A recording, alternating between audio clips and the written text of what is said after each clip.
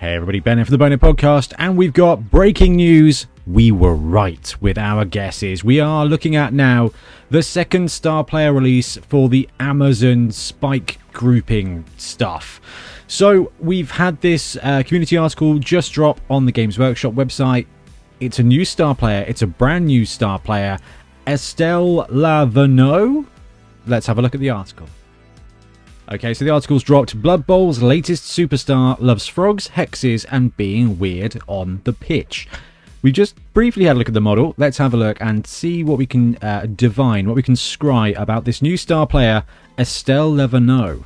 So, Bob, how does Illustrian Hermit end up on the Blood Bowl pitch anyway? Jim, I don't know, Bob. Why don't you ask her agent?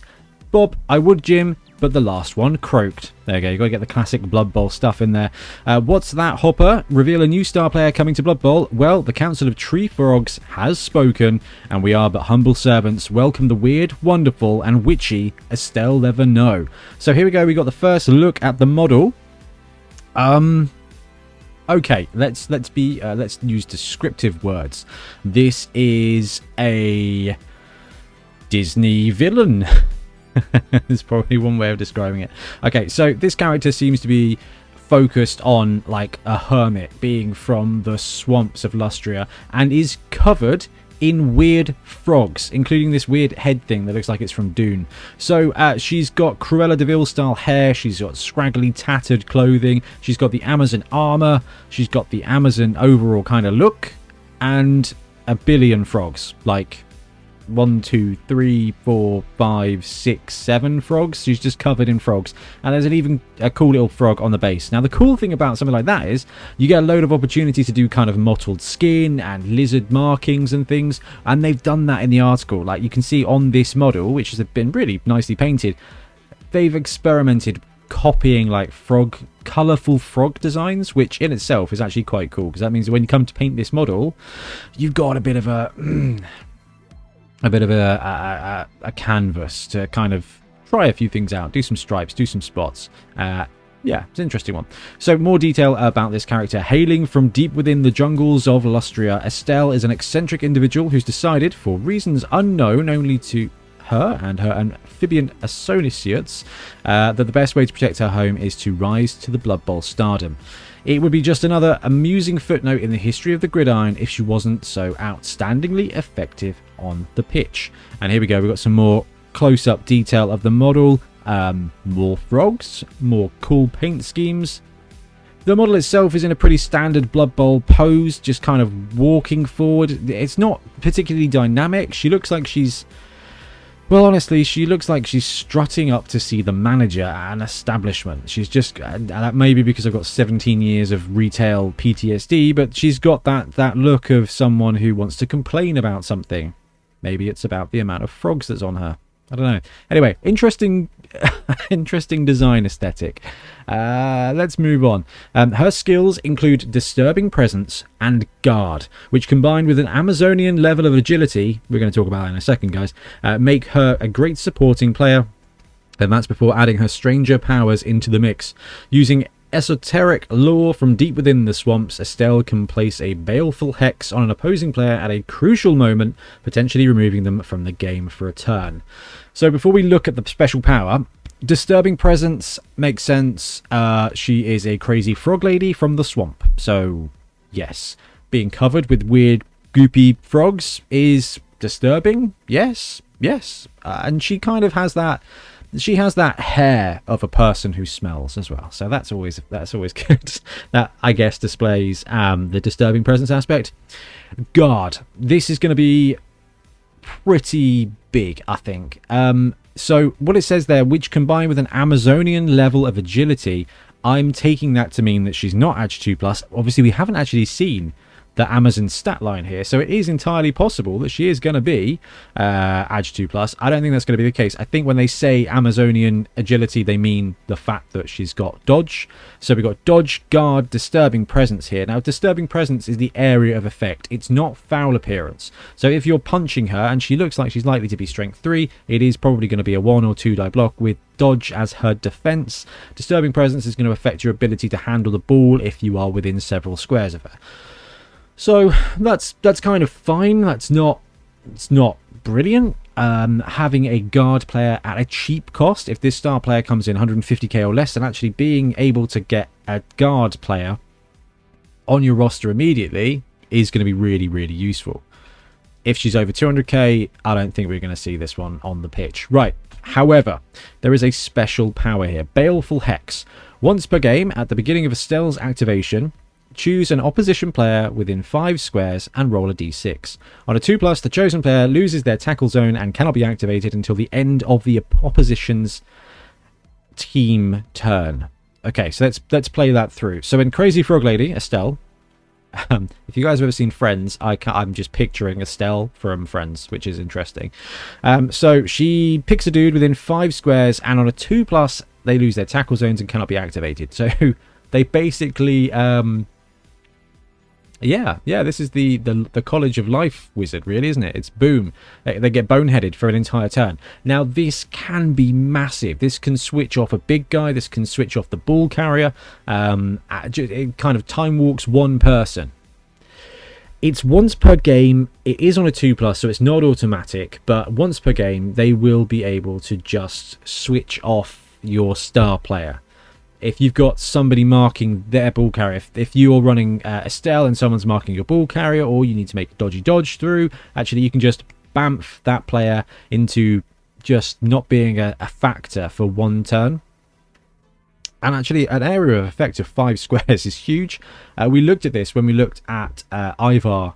Ivar for the Norse. I think we did a Theory Thursday about it, just to see, like, 11 squares. So if this Sheila is in the middle of the field, then it's everything except the wide zones. So it's a massive area of space. So as long as she's near your ball carrier, or near who that you want to take out, on offense, someone who's in the way of you scoring is obviously the best one. Or just, quite frankly, someone who's got guard in the wrong place, she can just wander up. You've got counter guard. She can just bamf it. Using the special power instead, and that player doesn't have tackle zones, so you don't have to dodge past them. Their guard means nothing because they're not assisting blocks, and it can be an absolute massive rout.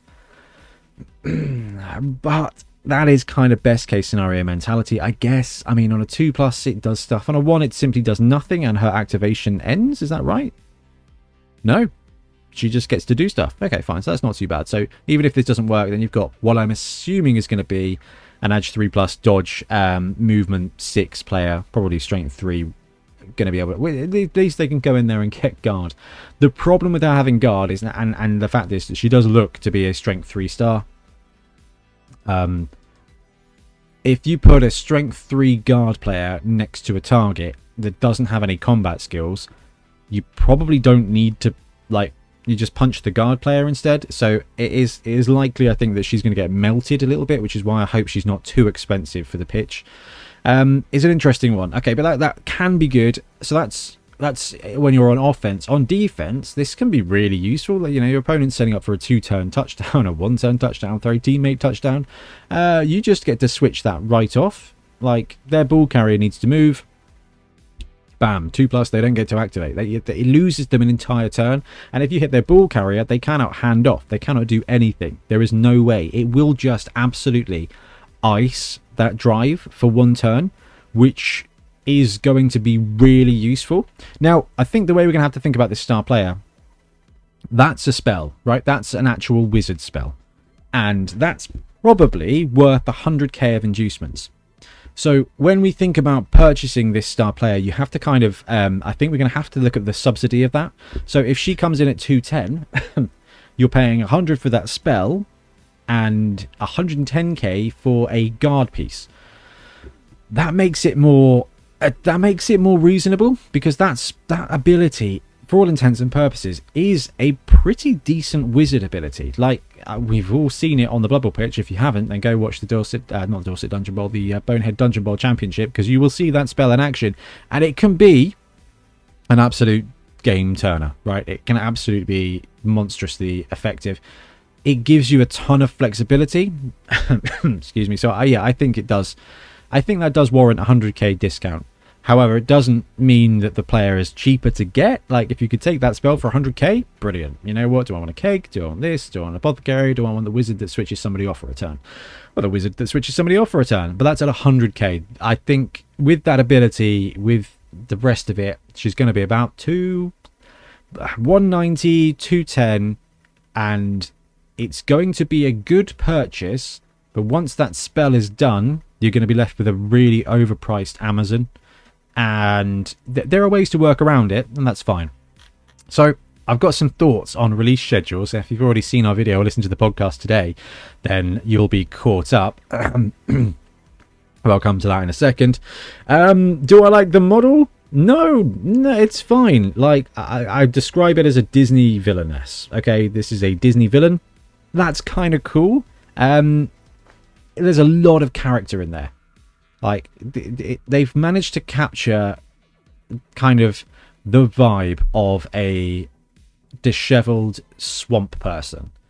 Like, she's clearly human, but there's, you know, it's just that ragtag effect, and the walking pose is weird. Like, she's got this cartoony strut that there's no like urgency here. It's a really interesting one. She's got that air of confidence that I think really befits a Disney witch. She's just got that, no, I'm going to walk right up to the person I want to do, and I'm going to 2+ murder them for a second.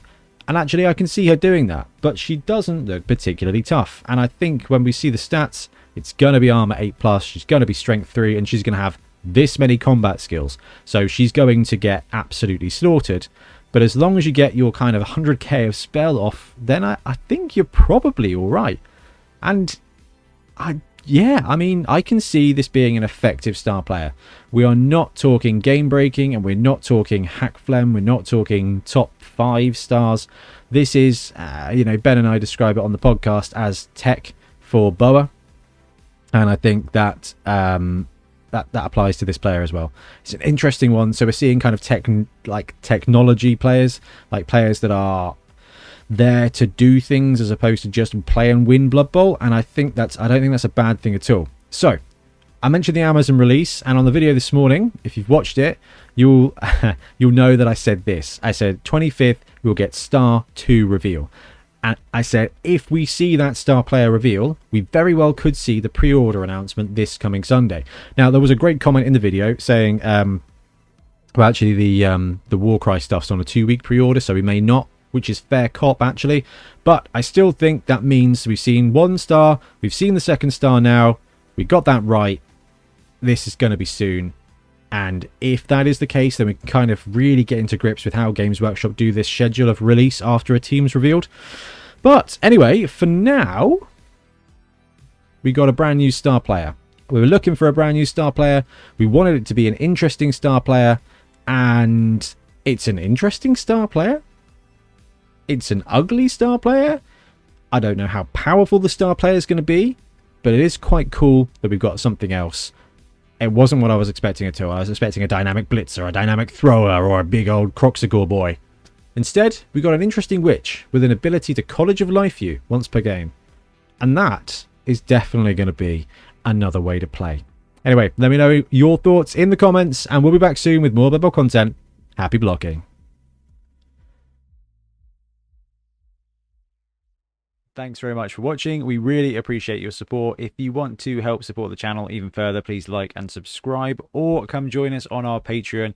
We have early access to content. We get loads of feedback from you guys, and we try and do competitions as much as we can. Or you can get yourself some Bonehead podcast merch on our Spreadshirt site. So if you want to support a team, especially for the Bonehead Championship, you can pick up a shirt, a mug, things like that. It all helps support the channel, and we really appreciate it. Anyway, links below. Thank you very much. Happy blocking.